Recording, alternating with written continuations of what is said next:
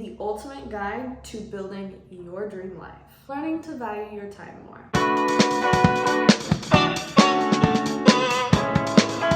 For the love of God, stop just existing and start living. Remember in high school when they used to make us write down on a little note card what we're planning to do in 5 years, where we're going to be at in 5 years? They did that exercise to get young minds to really think about their future, to plan, prepare, and dream on what they want to do in their life. They do that typically like right around the time you're about to sign up for college, to kind of exercise that part of your brain into thinking like, okay, what's my next step after high school? But when did that mean that we are working our asses off, getting hit by damn near every bus out there on the way to accomplishing this goal that maybe really doesn't mean that much to us anymore? 5 years is a long time. A lot can happen in 5 years. Even though it feels fast and doesn't seem that long of a time period, so much happens in 5 years, especially when you're in your early 20s or just in your 20s and 30s in general. So much happens in 5 years. If I were to think back about myself 5 years ago, I wasn't even living in California yet. I was working at the Cheesecake Factory in Boise, Idaho, dating someone that I'm not dating now. And that seems so crazy. That was such a different lifetime ago. Most people would write on that index card,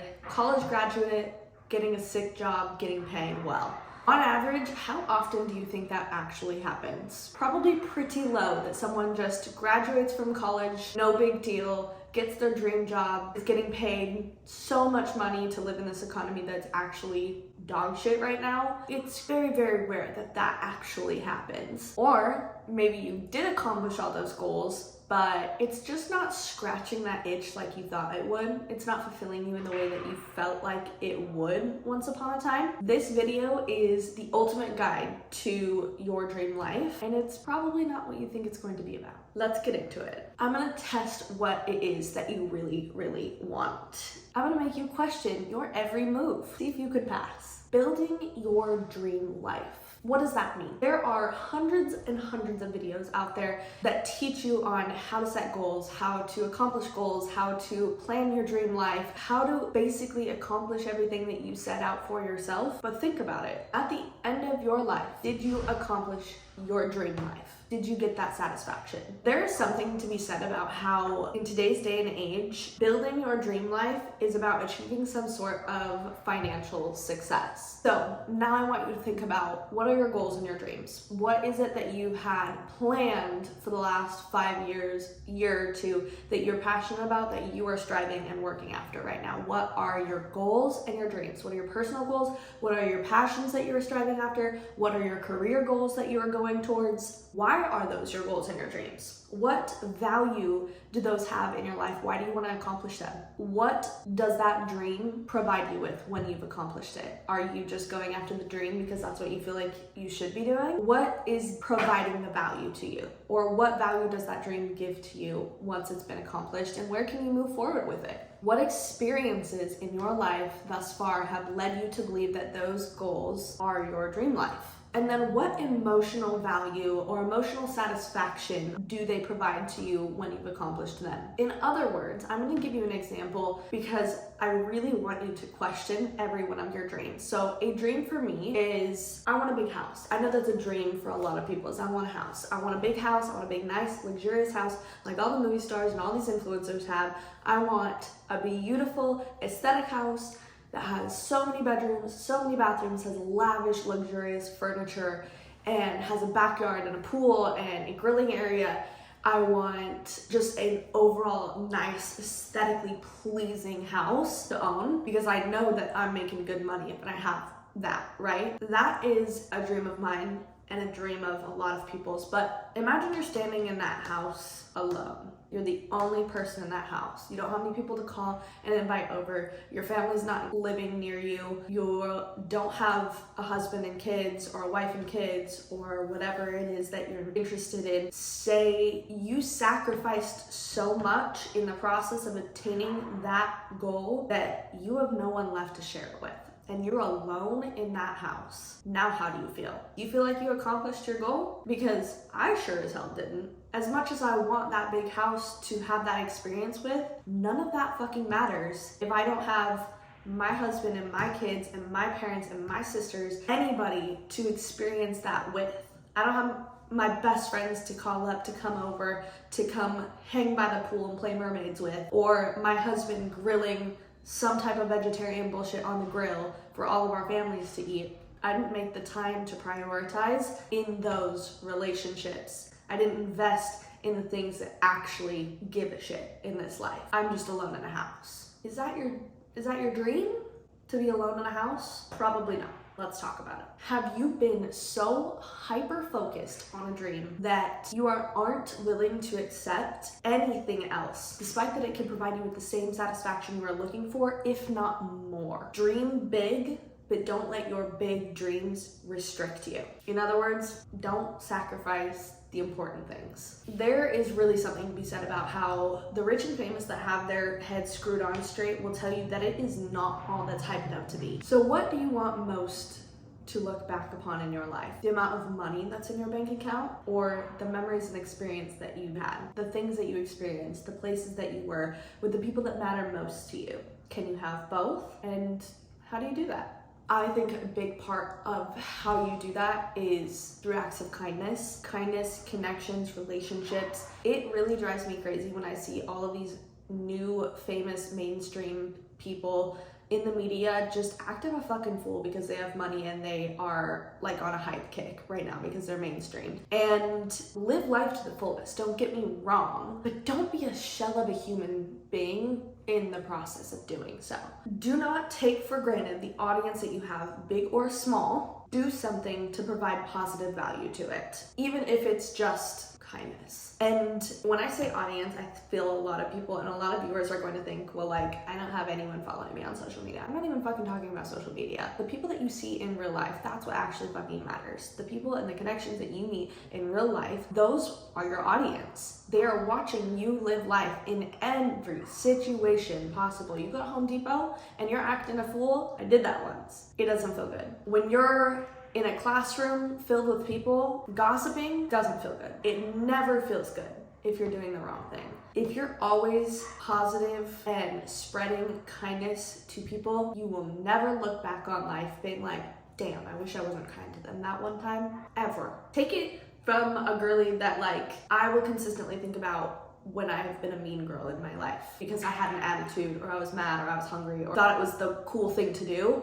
I'm not saying that I grew up being a mean girl in high school, but there have been times in my life where I acted out of like self-righteousness and ego, and I look back and those are the times that I regret. Never have I ever regretted being kind to someone, even if they didn't deserve it. So, food for thought on that, because kindness, in my opinion, is the biggest compliment that you can receive. The amount of times that I think about interviews that the interviewer is interviewing a celebrity and the interviewer at the end of it is like, yeah, this person's really talented at this and that, but you know what's really fucking cool is that they were super kind. They were present, they wanted to be there, they were engaged, they actually cared about being in that present moment and talking to them. That was really cool that they spread their kindness that way. And I just think that is the compliment of all compliments. Like, that's cherry on top, that's top tier. Cannot get a better compliment than, like, that person is really kind. I don't give a fuck about your talents. It matters most on what you're bringing to the table in regards of your personality. Are you kind or are you an asshole? I will not talk to you if you're an asshole. Back to the ultimate guide to success. Let's actually get into the 5 steps of success that I've come up with. First and foremost, I am a goal-getter. I am a dream follower. I am a hopeless romantic, and when I think about my dreams, I literally could cry because I want them so badly. But having that mindset is not going to get them done. So let's get back into preparing for our dream life. My current strive for that of which I think I want is holding me back from the present moment, the now, the actual living of life, because I consistently find myself of, okay, how can I advance? What can I do that's going to put me at a higher thing here, and well, I need to do this in the future, and I want to do this in the future, and this sounds really cool, but I don't have the money or the resources or the like people, the networking to talk to people to get those things. So I just have to like think about all of my steps and plans and actions. It's cringy. Like, no, live in the now. Live, be present, do things that make you happy on a day-to-day basis, and you will make those connections. The necessary resources will come to you. They will attract to you because that's the vibe you're putting out. Let me get more into that in a second. I am sure that I am not the first person to say, well, I thought I would be accomplishing way more of my dreams at this point in my life. I'm 25. I definitely thought I'd be a famous movie star by now. I'm not gonna lie. I definitely thought I was going to be marrying Harry Styles this time around. Haven't even met him yet. Have been on a movie with him. Haven't met him though. Also, I have the love of my life, so it's no big deal anymore.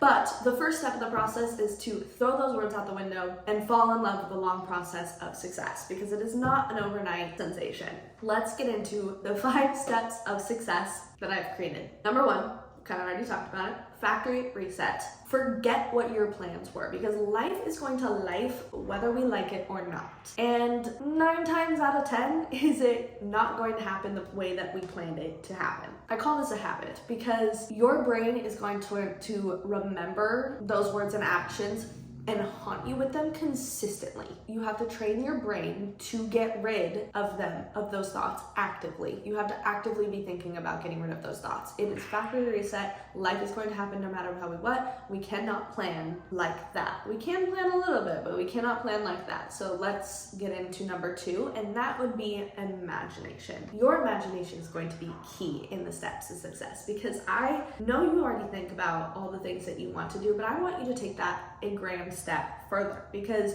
at the end of your life and at the end of my life, I don't want to be thinking about all the things that I missed opportunities on because I was too scared to fucking try them. Even if it's something as like, I want to get into pottery and just take a pottery class, to have that as a creative outlet, and I just don't plan for it. I always find that there's probably something more important than taking that time for myself, when actually that's genuine time. Like, that's genuine time with myself, or if I wanted to bring a friend or a partner, like that's something that makes me really happy, and I'm always going to look back upon those memories.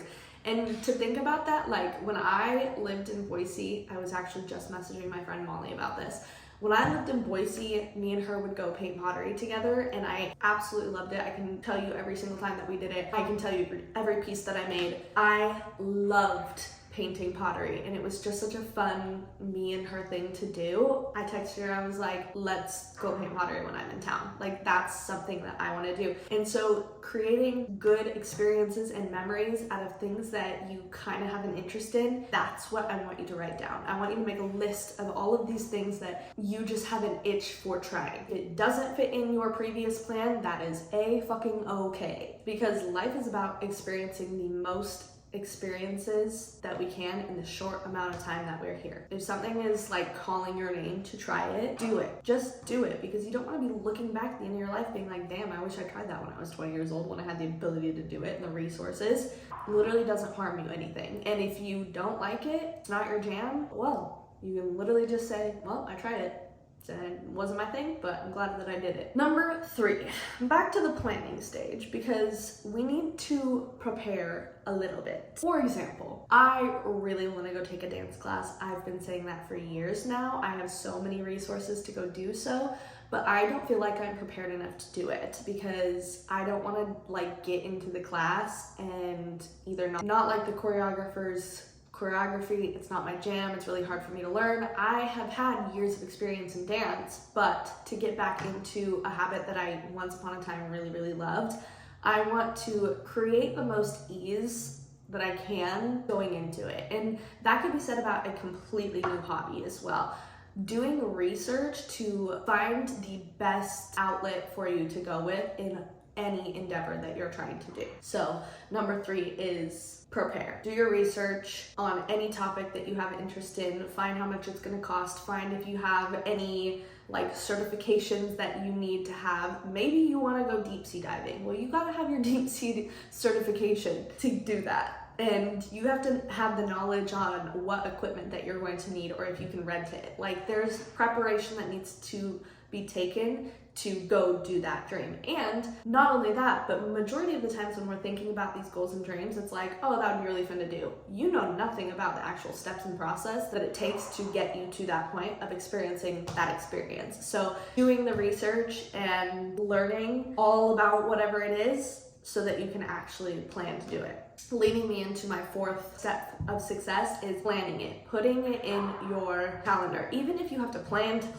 putting it in your calendar to do so, because it's literally been 2 years since I've been like, I want to take, actually, I'm not gonna lie, it's been 4 years, because it's been ever since I moved here, and then COVID happened, so I couldn't take any dance classes. So ever since things like opened up again, I have been wanting to take a dance class, and I'm just too chicken shit to do it because I don't feel comfortable. I haven't researched the choreographers. I know myself well enough that I don't like the choreography. If I'm having a hard time, I'm not gonna like the experience as much as I would if I actually took the time to plan it out and did it the right way. So taking the time to plan it out, I even have to plan to plan. I have to sit down in my calendar and be like, I'm gonna take an hour of my time here to do some research on what choreographers are in town, when they're teaching, what does their teaching style look like, what does their choreography typically look like, what kind of style of dance that they do that I wanna take and learn from them. I have to plan to plan.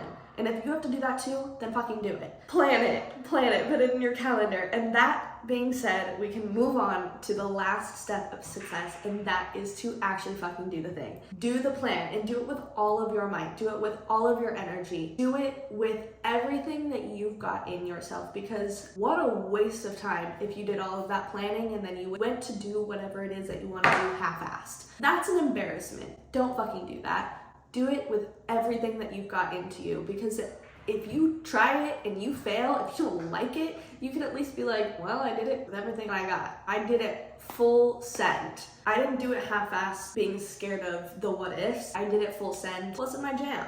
Or say you like it, but you're not good at it. It's gonna take time. But you gotta full send. The only way that you're going to get better is if you full send. And you gotta learn to love the feeling of knowing that you probably are not gonna be good at it the first time around, the second time around. It's gonna take you a long time to get comfortable in a new space. But once you get to that comfortability, then you can try something new within it. You can explore more. And the only way that you're going to grow and learn and experience all these fun things is if you put yourself in an uncomfortable position. So learn to be uncomfortable. Learn to love to be uncomfortable. Have your favorite place being in the uncomfortableness. That's how you're actually going to succeed and thrive. With that being said, if you're giving your all to your passions, whatever it is, and it has anything remotely to do with the goal that you thought once upon a time was your dream life, if you're giving it your all and you're making the connections and you're creating relationships, that's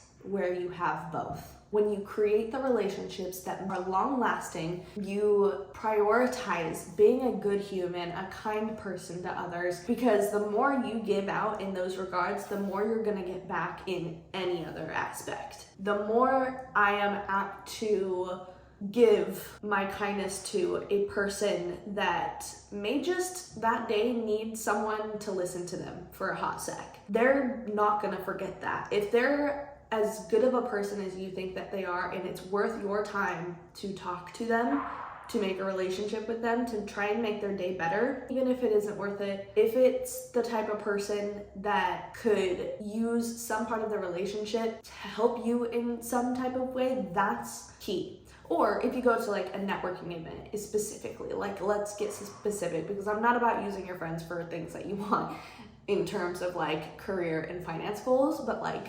emotional goals, definitely go for it. Like, it's good to create those friendships anywhere that you see fit. But let's specifically talk about like a networking opportunity. If you go into a networking opportunity and you're shying away from everyone, you're standing in the corner, you're afraid to make a fool out of yourself, you're not gonna get anywhere. But if you go out and spark conversation with someone, if you go out and show kindness towards someone, even if it's as small as like, hey, I really like your dress, or hey, your eyes are really pretty. Like, I don't know you, I just wanted to let you know that your eyes are really pretty. That goes so long. That goes so far and so long. You could actually make a good connection in a relationship on that just a little budding experience. I will say time and place matters so much because you're not gonna find these people in a bar. I will always say be picky with who you let into your energy, but don't be picky about who you're kind to. Always be kind to everyone, even if it's small interactions. Be picky about who you let into your energy. See you for who you truly are, but always be kind to people. With that being said, let's recap. So stop holding back on something that you really want to do in your lifetime, whatever it is. Make your actions meet your words and feel good knowing that you gave it your all at whatever you're trying to do. Life is about the experiences that we do and the memories that we make with the people that matter most to us. This is your reminder to stop just existing and to start truly living. I hope this video inspired you to take some actions towards your dream life. I want you to comment down below a dream that you're going to start working after watching this video. Thank you so much for watching. If you like this video, please give it a thumbs up. And if you felt inspired by this video, please hit that subscribe button. This is a free way for you to show your support towards my content. If you want more videos like this, hit that little bell so you can get notified when I'm posting other videos, because I post a lot on this kind of content. I will see you in the next one. Bye!